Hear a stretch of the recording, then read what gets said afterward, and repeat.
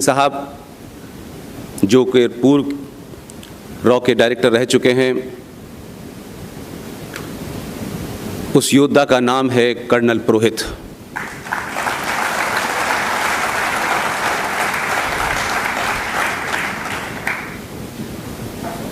और उसमें ख़ास वजह यह है कि जब पूरे देश में सत्ताओं ने और व्यवस्थाओं ने अपने एजेंडे के लिए, अपने स्वार्थों के लिए कर्नल श्रीकांत पुरोहित को फंसाया, उस वक्त पूरे देश में आप दोस्त कह सकते हैं, गुरु कह सकते हैं, कर्नल आर.एस. सिंह साहब ने हिंदुस्तान के किसी टेलीविज़न पर कर्नल पुरोहित के तथ्यों को रखने में कोई कमी नहीं छोड़ी। उनको भी आना था यहाँ पर, लेकिन वो आज कहीं और भाषण देने गए हैं। इसलिए अगर कर्नल पुरोहित के परिवार का कोई सदस्य यहाँ बैठा हो तो मैं यहीं से कर्नल पुरोहित को प्रणाम करता हूँ।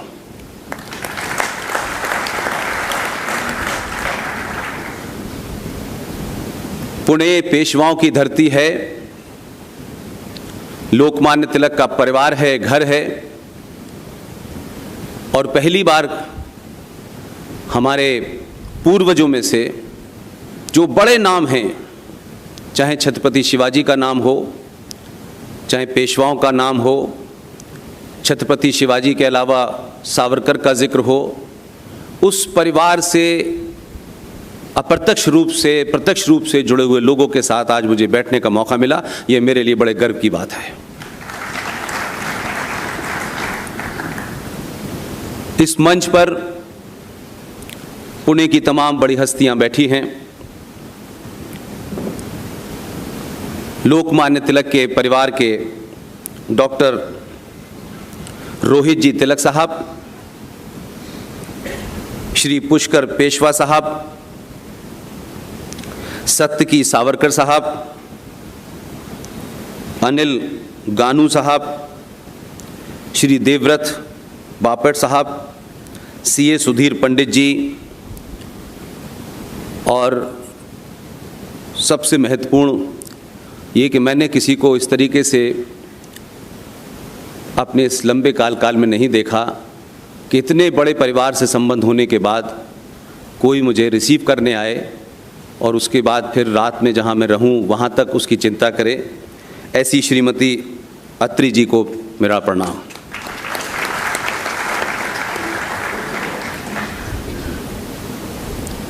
जिस कारण से, जिस समय में आपने मुझे आमंत्रित किया है, उस समय पूरे देश में कुछ ऐसी घटनाएं घट रही हैं, उनको बिना एड्रेस करे मैं अपनी बात नहीं रखूंगा। जब मैं यहां आया उससे 2 दिन पहले से पूरे देश में सावरकर को लेकर के कई भ्रांतियां फैलाई जा रही हैं। जब जब सावरकर का नाम आता है, बहुत सारे लोग बड़े अपोलोजिस्टिक हो जाते हैं। और ये 22वीं सदी का भारत है, जब संचार क्रांति ने दुनिया के तमाम बंधन तोड़ दिए हैं। शायद आप में से ज्यादातर लोग मुझे कभी मिले न हो, लेकिन उसी संचार क्रांति के माध्यम से आप थोड़ा बहुत मेरे बारे में जानते हैं। सावरकर के बारे में एक बात सुनते सुनते काले से सफेद हो गए बाल। लेकिन आज भी हमारी व्यवस्था में, हमारे सिस्टम में, सरकारों के अंदर ऐसे लोग बैठे हुए हैं कि एक गलत नैरेटिव को कैसे लगातार बार बार उसे कहिए, उसे सच साबित करते हैं। और आज भी बहुत बड़ी तादाद में लोग शायद इसमें हिस्सा लेना नहीं चाहते हैं। सावरकर ने माफी मांगी, माफीनामा दिया, जैसे ही कुछ राष्ट्रवादी ताकतें किसी बड़े एजेंडे की तरफ बढ़ती हैं, इस किस्म के नैरेटिव बहुत चलते हैं और राष्ट्रवादी ताकतों की मजबूरी यह है कि उनके पास भीड़ तो बहुत है, लेकिन पूरी ताकत से बोलने से उनमें से भी बहुत लोग डरते हैं। इसलिए सत्ताएं देश में कुछ परिवर्तन कर सकती हैं, सत्ताएं राष्ट्र नहीं बचाती हैं। इसलिए आज भी जिन लोगों ने राष्ट्र के लिए जान दी उनका जिक्र कम होता है और जिन्होंने देश के लिए जान दी उनका जिक्र ज्यादा होता है। और इस भ्रम को हम लोगों ने फैलाया, हमारे बुजुर्गों ने फैलाया और आज भी धड़ल्ले से 135 करोड़ के देश में सनातनी हिंदुओं ने जितना झूठ बोला है उतना किसी ने नहीं बोला। उनके निजी स्वार्थ हो सकते हैं, संगठनों के स्वार्थ हो सकते हैं, पार्टियों के स्वार्थ हो सकते हैं। इसलिए आज जिस मुसीबत से, जिस बीमारी से, जिस कैंसर से, जिस कोविड नाम की बीमारी से आप आमना सामना कर रहे हैं, 2022 में भी आप उस पर खुल के नहीं बोलना चाहते और उसमें कुछ भी आपको अपनी तरफ से कोई नई कहानी नहीं बतानी है, नया फैक्ट नहीं रखना है, नए तथ्य नहीं रखने हैं। इसलिए मैं एक ऐसे समय में आपके बीच में हूं कि अभी चंद दिनों पहले ही 14 अगस्त को मैं इस देश में एक विदेशी महिला किसी एजेंडे के तहत आई और फिर जो हो रहा है वो पूरी दुनिया देख रही है। उस महिला के चुनाव क्षेत्र रायबरेली में था।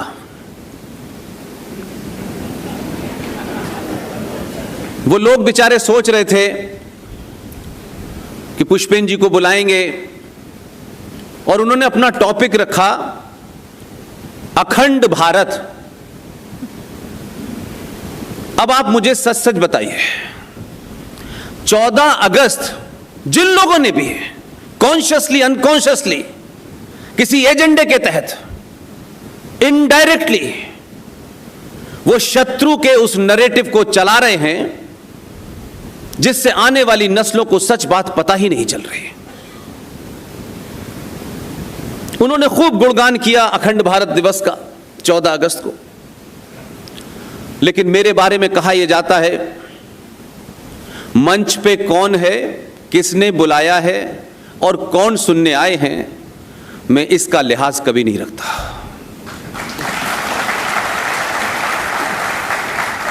उनके सम्मान में कोशिश करता हूं कि मुझसे कोई त्रुटि न हो जाए, लेकिन अगर बड़े लोग मंच पे बैठे हैं, बहुत बड़े बड़े लोग नीचे बैठे हैं, तो मैं झूठ नहीं बोलता।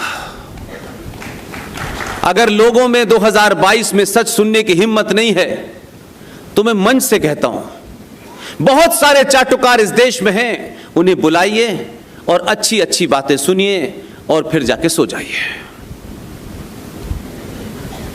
आज भी 70 साल लगे हमको। राष्ट्रवादी पार्टियां पहले भी थी और आज भी थी। ऐसा नहीं कि राष्ट्रवादी पार्टी कोई 2014 में पैदा हुई है। और राष्ट्रवादी पार्टियों ने भी बड़े कुकर्म किए हैं, छोटे मोटे नहीं किए हैं। इसलिए अगर आज आपको लगता है ये मेरा है, ये कुछ अपना है, तो इसने जो कुकर्म की हैं इसके बारे में चर्चा ना हो और दूसरों के कुकर्मों के बारे में सुबह शाम चर्चा हो, यह बेईमानी है। इसलिए अगर बीमारी है तो उस बीमारी के जड़ में जाए बगैर बीमारी समाप्त नहीं हो सकती। इसलिए मजबूरी है कि हमको 700 साल लगे कि हम सच को सच कह सकें। और अगर यह मौका हमारे इस दौर की वर्तमान पीढ़ी को मिला है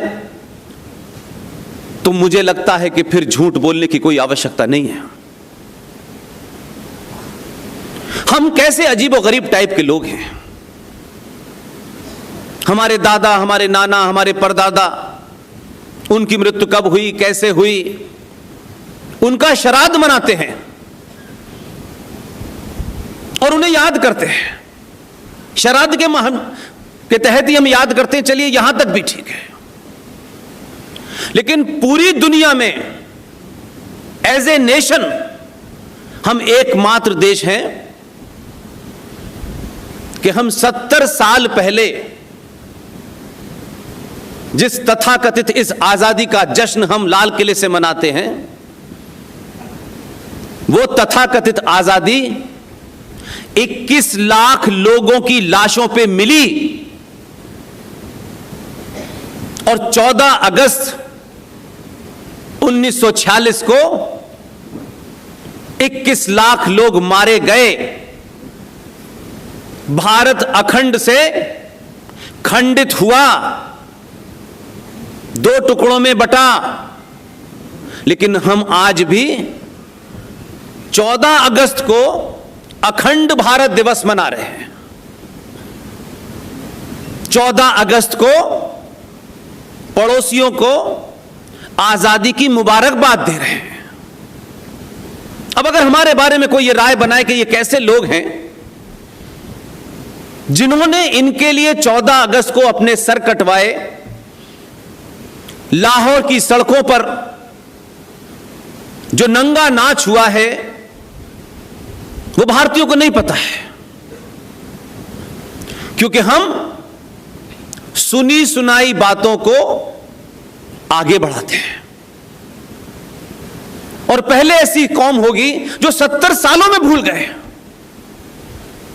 लोग हजारों हजारों साल तक अपने राष्ट्र की ग्लोरी को और उसके दौर में आई हुई कठिनाइयों को और उसमें की हुई गलतियों को लिए इतिहास पढ़ते हैं। कहा जाता है इतिहास पढ़ो, इतिहास पढ़ो, और इतिहास इसलिए पढ़ो कि जो गलतियां हमारे पूर्वजों से हुई हैं वो न दोहराई जाएं। इतिहास पढ़ने का इतना ही मतलब है, सिर्फ 1750 में से नंबर लाके मार्कशीट पे लिखने का मतलब नहीं है। लेकिन हम कह कुछ रहे हैं और कर कुछ रहे हैं। इसलिए एकमात्र देश है कि हम 70 साल के इस सफर में जो हमने गलत किया है और गलत कर रहे हैं उस पर चर्चा नहीं करना चाहते हैं। उससे एक्स को फायदा होगा, वाई को नुकसान होगा, इस गणित में पूरा राष्ट्र लगा हुआ है। और एक एक शब्द के साथ, यह बात मैं खासतौर से पूना में इसलिए कह रहा हूं कि यहां साहित्य की दुनिया है। छोटी छोटी गलतियां, छोटे छोटे शब्द कैसे अनर्थ करते हैं अगर आप उसका अर्थ नहीं जानते। और ऐसा ही एक शब्द था जो इस देश में पता नहीं किसने, मुझे नहीं पता ये बात कि किसने 1947 में बताया कि ये हमारे पिताजी हैं, हमें नहीं पता। सनातनी हिंदू परंपरा में दुनिया की सबसे 2 बड़ी बातें हैं। जो सच है, अगर हमारे साहित्य में सच को परिभाषित करना हो मात्र एक शब्द में, एक से दूसरा शब्द भी नहीं चाहिए, तो हमारी संस्कृति में, हमारी आस्थाओं में, परंपराओं में, मान्यताओं में अगर सच शब्द को साबित करना है तो एक ही शब्द है, उसका नाम है मां। मां से बड़ा दुनिया में कोई सच है ही नहीं।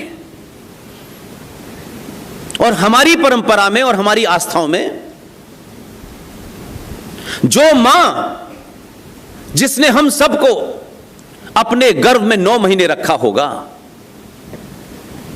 वही मां जब बच्चे को जन्म देती है और जब वो बच्चा साल 6 महीने में थोड़ा सा कुछ समझने और देखने लगता है, वो मां उस बच्चे के एक पुरुष की तरफ इशारा करके कहती है ये तेरा पिता है। उस दिन से लेकर अनंत काल तक कोई ये नहीं मां से पूछता कि प्रमाण पत्र दे कि ये मेरा पिता है कि नहीं है। ये हमारी परंपरा है।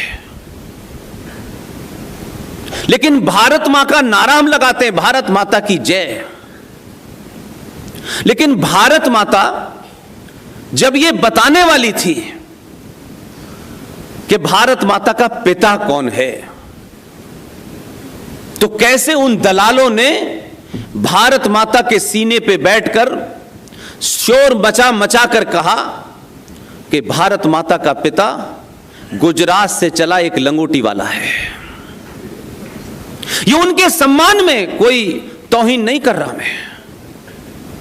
हमारी संस्कृति में जो बड़ा होता है उसका सम्मान होना चाहिए, उसके आदर सत्कार में कभी कोई कमी नहीं छोड़ना चाहिए, बल्कि 2 बार जी लगा देना चाहिए। लेकिन अगर बड़ा है और जघन्य अपराध किया है तो उसके बारे में खुल के बोलना भी चाहिए, क्योंकि हमारी परंपरा में शास्त्रार्थ होता था। तो शास्त्रार्थ में यह नहीं तय होता था कि शास्त्रार्थ करने वाला अगर बहुत बड़े पद का है तो उसके सामने आप अपने तथ्यों को इसलिए मजबूती से न रखें कि उस बड़ा के कहीं एक्सपोज न हो जाए। हम जिस परंपरा से आते हैं उस परंपरा में राम ने क्या गलती की और क्या नहीं की, ऐसा क्यों किया और ऐसा क्यों नहीं किया, हमें छूट है इस बात की कि हम भगवान राम के ऊपर सवाल उठा सकते हैं। और भारत में भगवान राम के ऊपर समय समय पर सवाल उठाए गए, मां सीता के चरित्र पर सवाल उठाए गए, और हम तो जरूरत से ज्यादा लिबरल हैं। ऐसे लिबरल हैं कि देश की राजधानी में जो राष्ट्रवादियों का गढ़ है, बड़े बड़े संगठनों का हेडक्वार्टर है, और वहां एक ऐसा विश्वविद्यालय है जहां दुनिया भर में बच्चे जाते हैं, जगह जगह जाते हैं। लेकिन ये हमारी इस पीढ़ी के लिए शर्म की बात है। हम अपने स्वार्थों में मैं, मेरी जाति, मेरा इलाका, मेरे लोग, मेरा परिवार, बस इससे फुर्सत मिली तो 2 बार सड़क पर निकल के भारत माता का नारा लगाया और भारत मां पे एहसान कर दिया। दिल्ली में एक विश्वविद्यालय है, बड़े सारे प्रोफेसर और रीडर और लेक्चरर राष्ट्रवादी हैं, जिनका अपॉइंटमेंट राष्ट्रवाद के नाम से होता है। लेकिन दिल्ली विश्वविद्यालय में बीए पास 1 का कोर्स, जे रामानुजम की किताब का चैप्टर 10 साल तक पढ़ाया गया। मैंने किसी राष्ट्रवादी के मुंह से कभी उसके बारे में चर्चा नहीं सुनी। इसलिए राष्ट्रवाद सीढ़ी तो हो सकता है, लेकिन छत नहीं हो सकती। उस बीए पास 1 के कोर्स में इसी दौर में कोई बहुत पुरानी, सालों पुरानी बात नहीं कर रहा हूं कि इरफान हबीब ने क्या लिखा और रोमिला थापर ने क्या लिखा, जो मेरे और आपकी आंखों के सामने हुआ, कोई बोला। यानी हम स्वार्थ में इतने लिप्त हैं कि कहीं इसको बोलने से टिकट न कट जाए, इसके बोलने से कोई समाज में हमें सेपरेट न कर दे, आइसोलेट न कर दे। लेकिन जब वक्त मिलेगा तो आस्थाओं परंपराओं की दुहाई देने में सबसे बड़े पाखंडी हम आगे खड़े होते हैं। बीए पास 1 के जे रामानुजम के चैप्टर में पढ़ाया जा रहा था, 10 साल तक पढ़ाया गया। क्या उसमें राष्ट्रवादी परिवारों के बच्चे नहीं पढ़ रहे थे? और यह कोई ऐसा नहीं था कि कलकत्ता या हैदराबाद की किसी विश्वविद्यालय में पढ़ाया जा रहा था और आपको पता नहीं था। उसमें जो चैप्टर पढ़ाया जा रहा था उसमें लिखा था और हम सब पढ़ रहे थे। और ज्यादातर क्लासों में जो बीए पास 1 के कोर्स के क्लासेस थी उसमें ज्यादातर सनातनी हिंदू बच्चे थे। लेकिन हमने अपने बच्चों को बताया है, सिर्फ तुम्हें अपने काम से काम रखना है, तुम्हें इधर उधर नहीं जाना है, तुम्हें इस पे नहीं बोलना है, तुम्हारा क्या लेना देना है। तुम पढ़ो, अच्छे नंबर लाओ और बड़ी डिग्री मिल जाए तो अमेरिका चले जाओ। भारत को बचाने के लिए भूखे नंगे लोग होंगे, वो लड़ते रहे, मरते रहे, क्या फर्क पड़ता है। हमारा बेटा सीईओ बनना चाहिए, इसलिए नहीं बोले लोग। और बड़ी बड़ी आस्थाओं पर सवाल खड़े करने वाले लोगों ने इसकी तरफ ध्यान नहीं दिया। डंके की चोट पर पढ़ाया जा रहा था माता सीता का जन्म रावण की छींक से हुआ। यहां तक भी कुछ हद तक हो सकता है कि इंटरप्रिटेशन गलत हो। उसमें दूसरी लाइन पढ़ाई जा रही थी कि मां सीता का भगवान राम के भाई लक्ष्मण से नाजायज संबंध थे। यह सुना आपने कभी इससे पहले? प्रिस्क्राइब्ड किताब के अंदर बीए पास 1 में रामानुजम की किताब